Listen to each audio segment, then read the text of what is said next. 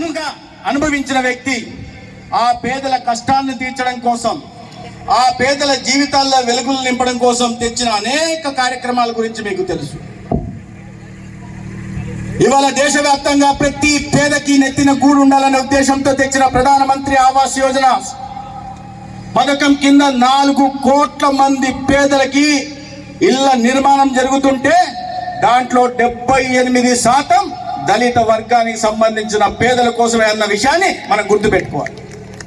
ఇవాళ 9,60,00,000 ఉజ్వల సిలిండర్లను తీసుకొచ్చి అక్క చెల్లెలకు అండగా నరేంద్ర మోడీ గారు నిలబడుతుంటే దాంట్లో 68% దళిత సమాజానికి సంబంధించిన పేదలకు లబ్ధి జరిగిందన్న విషయాన్ని మనం అందరం కూడా గమనించాల్సి ఉంది.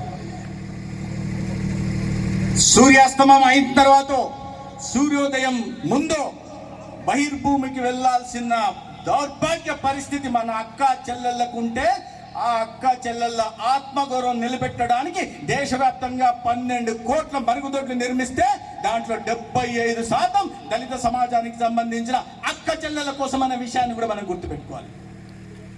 ఇవాళ ముద్రా యోజన కింద 42,60,00,000 మందికి 42,60,00,000 ఇవాళ ముద్ర ద్వారా లబ్ధి చేకూరుస్తుంటే దాంట్లో 51% మంది ఎస్సీ ఎస్టీ సమాజానికి సంబంధించిన వ్యక్తులైన విషయాన్ని మనం అర్థం చేసుకోవాల్సి.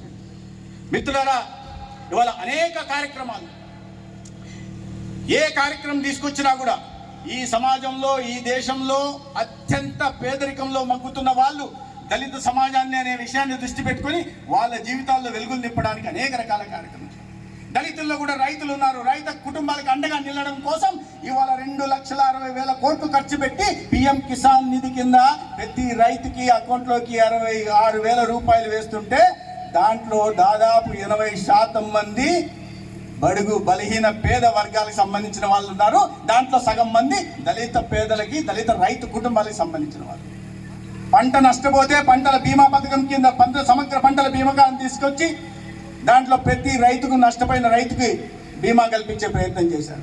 ఇవాళ 30 కోట్ల మందికి కేవలం 20 రూపాయలతో సురక్ష బీమా యోజన ద్వారా 2 లక్షల రూపాయల లబ్ధి చేకూరుస్తుంటే 16,60,00,000 మందికి జీవన్ జ్యోతి బీమా యోజన కింద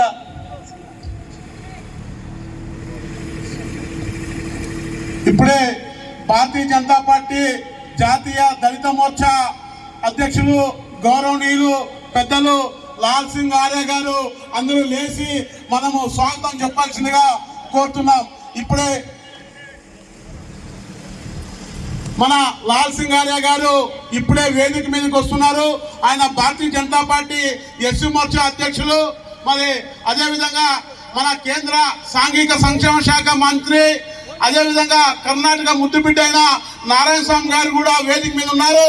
మనం అందరూ ఒకసారి తప్పట్లతో స్వాగతించాల్సిందిగా కోరుతున్నాం.